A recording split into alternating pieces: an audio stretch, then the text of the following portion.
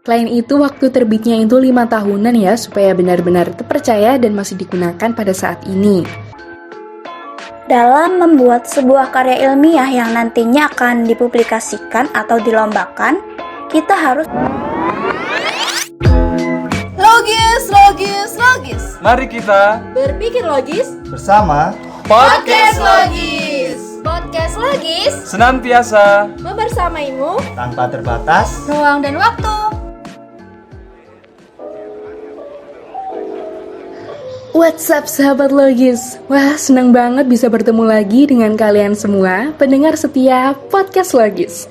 Di episode 5 kali ini, aku Nadila bersama Kak Ike akan menemani kalian beberapa menit ke depan. Halo Kak Ike, say hi dulu dong Kak sama sahabat logis. Halo Kak Nadila. Halo sahabat logis. Gimana nih liburannya?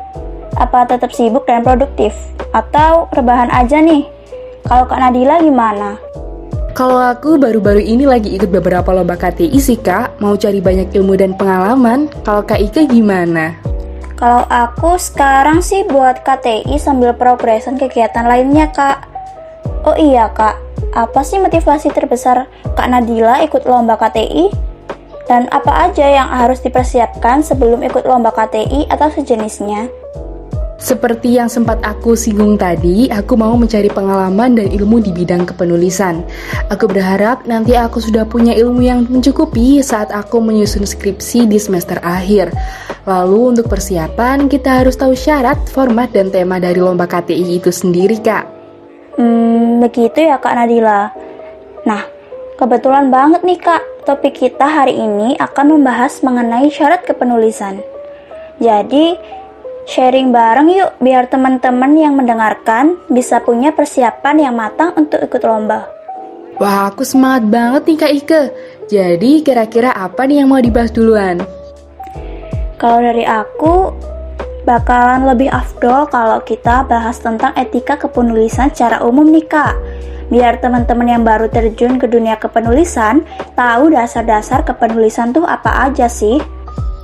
Oh iya bener, boleh banget tuh Kak. Oke deh, langsung aja. Seorang penulis, khususnya yang akan mengikuti lomba, dituntut untuk memiliki etika dalam menulis seperti yang dikemukakan oleh Setiawan 2011 bahwa etika menulis yaitu 1. Melahirkan karya orisinal, bukan jiplakan. 2. Sebagai orang terpelajar, mestinya menjaga kebenaran dan manfaat serta makna informasi yang disebarkan, sehingga tidak menyesatkan. 3. Menulis secara cermat, teliti, dan tepat. 4. Bertanggung jawab secara akademis atas tulisannya. 5. Memberi manfaat kepada masyarakat pengguna. 6. Mencantumkan ucapan terima kasih kepada yang memberi bantuan. 7. Menggunakan bahasa yang baik atau EYT.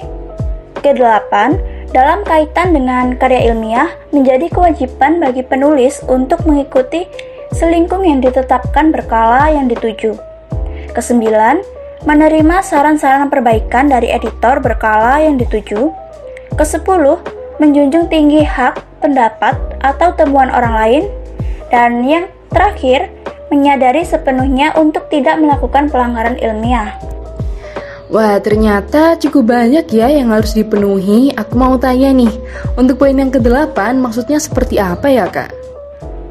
Jadi, dalam membuat sebuah karya ilmiah yang nantinya akan dipublikasikan atau dilombakan, kita harus menaati ketentuan atau format yang diberikan oleh penyelenggara. Selain itu, kita juga harus memperhatikan tenggat waktu yang sudah ditetapkan. Meskipun terlihat sepele, nyatanya penilaian terhadap hal ini bobotnya lumayan besar loh Kak. Oleh karena itu, tidak hanya idenya yang harus fantastis, tapi penyusunan dan pengerjaannya harus sesuai dengan ketentuan agar kesempatan untuk menang besar. Wah, bener banget nih. Jadi, buat teman-teman sekalian yang punya keinginan untuk mengikuti lomba kepenulisan, harus banget baca ketentuan dan pedoman yang diberikan oleh penyelenggara ya. Karena bisa jadi antara satu penyelenggara dengan penyelenggara lain berbeda ketentuannya. Oke, mantap. Sekarang kita bakalan lanjut ke syarat kepenulisan yang lebih rinci nih. Kira-kira apa aja sih Kak syarat kepenulisan yang sebaiknya dipenuhi oleh penulis karya ilmiah? Oke, langsung aja nih ya. Jadi syarat-syarat kepenulisan diantaranya adalah A.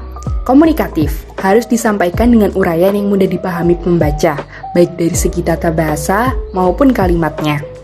B. Bernalar, artinya sistematis dan terdapat kohesi dan koherensi sesuai dengan metode ilmiah yang berlaku, diungkapkan secara objektif, dan isi yang dipaparkan dalam tulisan bisa dipertanggungjawabkan kebenarannya. Kemudian yang C, berdasarkan landasan teori yang kuat, maksudnya tidak bisa ditulis secara asal-asalan, melainkan harus disertai dengan teori-teori maupun pendapat-pendapat ahli terpercaya yang mana teori tersebut telah teruji kebenarannya. Kemudian yang D, relevan dengan ilmu tertentu, maksudnya harus dilandasi dengan ilmu yang relevan, karena dalam suatu penulisan karya ilmiah, si penulis harus menguasai apa yang akan ditulisnya. Kemudian yang E, dapat dipertanggungjawabkan, maksudnya sumber-sumber dari karya tersebut, baik itu buku, data, kutipan, dan acuan dalam penulisan harus dapat dipertanggungjawabkan dengan cara menyebutkan sumber dari mana tulisan tersebut dikutip. Kemudian yang F, menggunakan bahasa yang efektif, maksudnya harus disertai dengan kaidah bahasa yang sesuai dengan bidang ilmu yang ditulisnya. Kemudian yang G, apa yang dikemukakan oleh penulis dapat dimasukkan ke dalam bidang ilmu tertentu. Kemudian yang H, tanpa unsur plagiat, maksudnya harus bebas dari unsur menjiplak karya orang lain, berdasarkan pemikiran sendiri yang didapatkan melalui penelitian maupun pengalaman. Dan apabila ada mengutip pendapat orang lain, maka harus disertai dengan sumber kutipannya. Kemudian yang I, logis, berarti itu runtutan dalam penjelasan dari data dan informasi yang didapat sesuai dengan logika suatu pemikiran kebenaran ilmu yang ada. Kakak, boleh nanya nggak? Boleh Kak, silakan.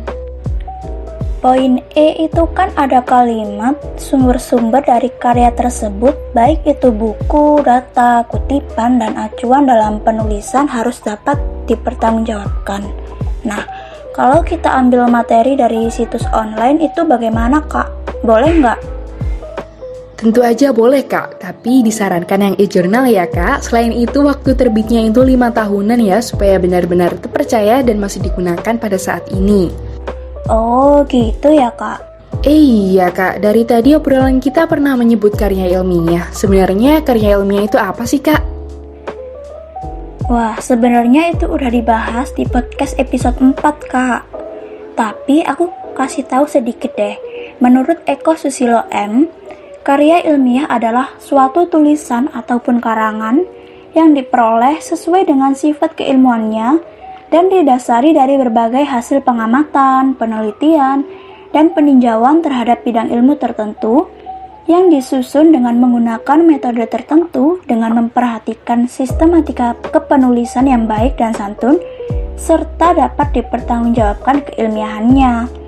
Jadi, karya ilmiah harus mengikuti prinsip dan syarat-syarat kepenulisan di atas ya. Yap, betul sekali. Aku kasih nilai A+ buat Kak Ike. Wah, ternyata lumayan banyak ya Kak syarat-syarat kepenulisannya. Betul Kak, namun jangan khawatir karena setelah masuk UKMPP nantinya sahabat logis akan diberikan pengajaran bagaimana penerapan dari syarat-syarat kepenulisan di atas menjadi sebuah karya tulis yang baik. Oke Kak Nadila, terima kasih. Yuk buat karya tulismu sahabat logis. Karena pastinya sahabat logis udah jadi tahu kan apa aja syarat kepenulisan karya ilmiah. Pastinya dong Kak. Wah, ilmu yang aku dapat sampai di episode ini ternyata banyak banget ya. Aku harap sahabat logis juga merasakan hal yang sama nih. Jadi stay tune terus di podcast logis dan jangan lupa untuk like, subscribe, dan aktifin loncengnya biar kalian gak ketinggalan setiap episodenya. Kalau kalian ngerasa ada teman kalian yang harus nonton video ini, jangan lupa share ke teman kalian supaya ilmunya semakin bermanfaat. Kami pamit undur diri dulu. Kalau ada sumur di ladang, Boleh kita menumpang mandi. kalau ada umur yang panjang, Boleh dong kita podcast lagi. see you!